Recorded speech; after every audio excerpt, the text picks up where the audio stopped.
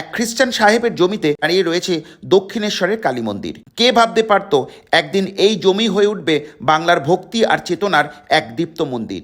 1847 সালে কাশী যাওয়ার সংকল্প গ্রহণ করলেন রানী রাসমণি। 24টি নৌকা, আত্মীয় স্বজন, দাস দাসী সকলেই প্রস্তুত। যাত্রা লগ্নের প্রাক্কালে রানী রাসমণিকে স্বপ্নে দেখা দেন স্বয়ং মা কালী। দেবী বললেন, কাশী নয় মা, গঙ্গার ধারে মন্দির গড়ো, আমি সেখানেই বিরাজ করব।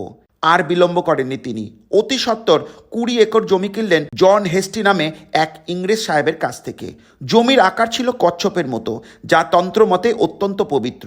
ব্রাহ্মণ না হয়েও মন্দির গড়তে চাওয়ায় বহু রক্ষণশীল মানুষের বিরোধিতার সম্মুখীন হয়েছিলেন তিনি। প্রায় 8 বছর ধরে নির্মিত হয় 100 ফুটেরও বেশি উচ্চতা বিশিষ্ট এক নবরত্ন মন্দির। সেই যুগে খরচ হয়েছিল 9,25,000 টাকা। এখানেই সাধনায় লিপ্ত হন শ্রীরামকৃষ্ণ পরমহংসদেব, আর তার সাধনায় আলোয় দক্ষিণেশ্বর হয়ে ওঠে এক চিরন্তন তীর্থভূমি।